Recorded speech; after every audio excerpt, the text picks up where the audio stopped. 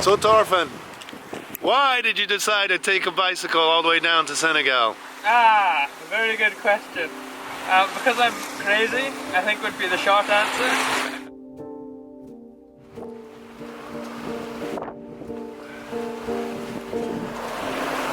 Conditions have definitely settled down, but I think the problem with my autopilot not only is it the head, but I think it's the belt that I didn't wait for, a new one that was supposed to be delivered, but I waited like more than a week for it.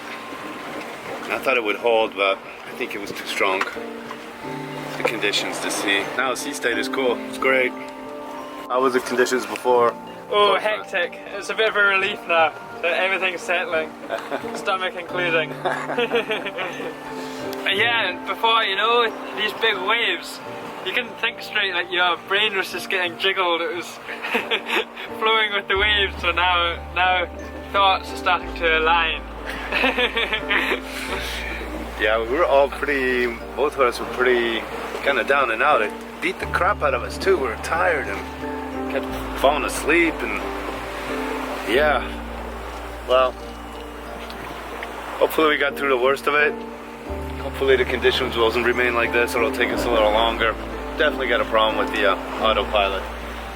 So, but anyways, we are gonna make it, right? Definitely gonna make it. Definitely gonna make it. A little hopefully later. Tonight we'll see the lights, hey? Yeah, hopefully tonight we'll see the lights of Sal and Voyage. Tomorrow night we'll see the lights of Mindelo. Probably get in tomorrow night in Mindelo. Inshallah, si Deus quiser, God willing.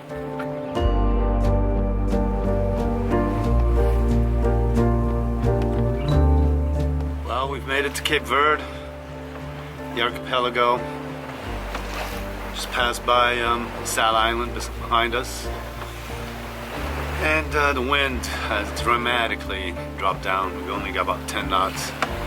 And I've actually hoisted full sails. Autopilot still shit the bed. So it's back to bungees and hand helmet. We've got another about 24 hours to go. And we should be back in Mindelo. Inshallah, si Deus quiser. God willing.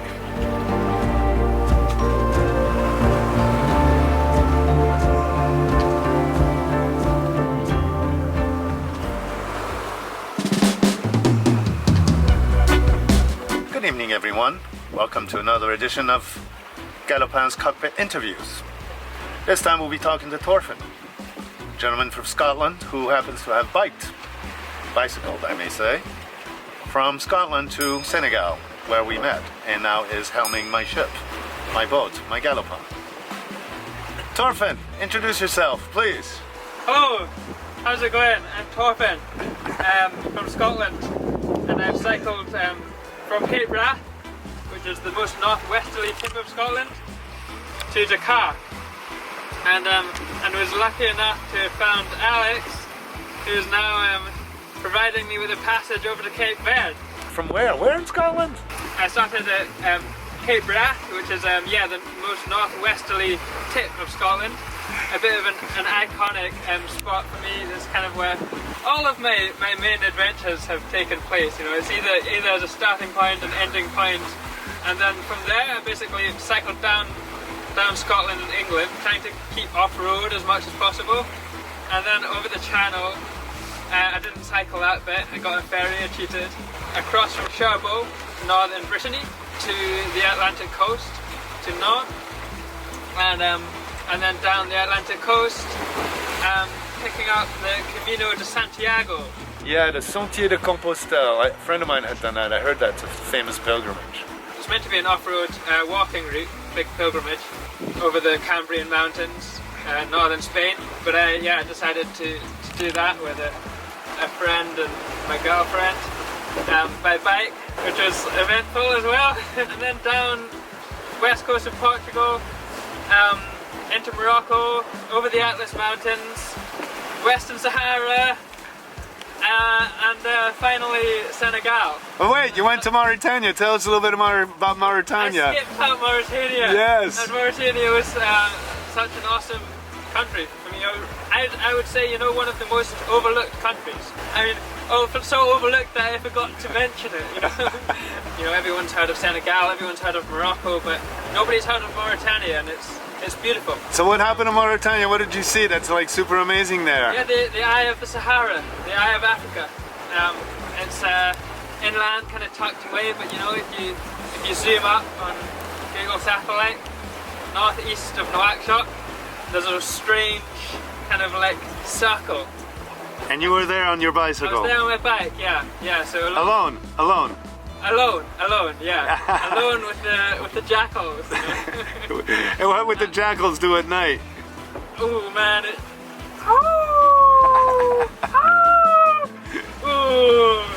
Yeah, it kind of sent shivers down my spine at the time. And what about all the rebels that you had tea with? And the rebels. The so-called rebels, you know. I mean, you'd always be warned about the rebels and told that you weren't allowed to go down some dirt track because of the rebels. But when you met the rebels, you know, they were very nice people. And then you ended up in Senegal, in Saint Louis, hanging out with the Rasta guys there, right? Yeah, and then eventually, Saint Louis, hanging out with the Baifal guys, these religious sect. But they're very musical, you know. So it was pretty much drumming, singing, hang out with them in Saint Louis. Also found an abandoned hotel in Saint Louis. And then down to Dakar, where I met Alex. Great, I hang out. How was riding your bicycle through downtown Dakar? Hectic, you know. that place is crazy. I got hit, you know. I testify. My ribs still pretty sore actually. You know, I think it's just bruised. Yeah, I got hit by a motorbike. I was turning in and basically hit my side. And I have to say I'm quite proud not to have fallen off my bike. And you live to tell about it. Yeah. And now you're helming Galopin on the way to Mindelo. Fantastic, man. Yeah, looking forward to landing. Hey, I've heard so much about Cabo Verde from this guy Alex, so you know, I'm sure it's gonna live up. The sea is so much nicer with us today. I think it was giving us the test when we left Senegal. All the traps, all the nasty shit that can happen when you're sailing, from the fishermen, huge swell, irregular, busted, nasty, getting wet, autopilot failure. Sails have been great, thanks to Diego. We did a great job on the sails so we can sail well. The motor's doing well, all the things that are doing well, thank God they're doing well. And we're almost, I'd say almost 3/4 of the way there now. That's nice. So super stoked to be aboard. Just to say thank you to Alex and thank you to Galopin for taking us across to Cabo Verde. So Thorfinn, why did you decide to take a bicycle all the way down to Senegal? Very good question. Because I'm crazy, I think would be the short answer. But really just to discover places that I've never seen before. So on this trip we suffered some, and then we get this.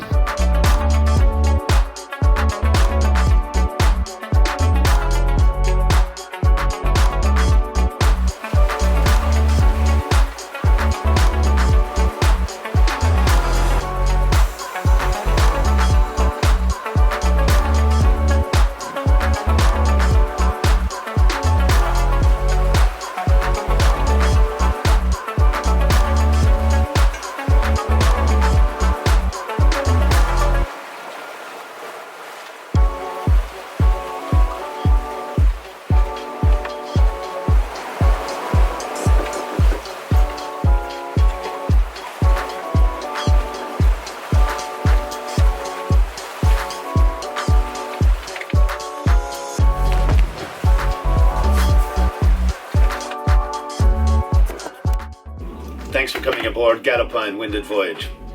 This is our studios. You know, it's the good people on Patreon who are making this happen and keeping us afloat. Hope you'll join our community there. We've got a lot of cool extra perks this year, like live updates, news, photos, videos, And I've even taken a stab at writing some short stories which are not for general audiences on YouTube. Plus, our friend and patron Graham started a WhatsApp chat that he aptly called Galopin's Cockpit.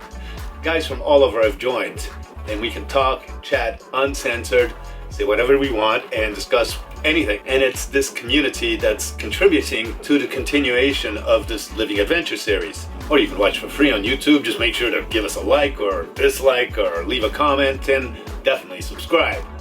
So thanks for coming along on Winded Voyage, man.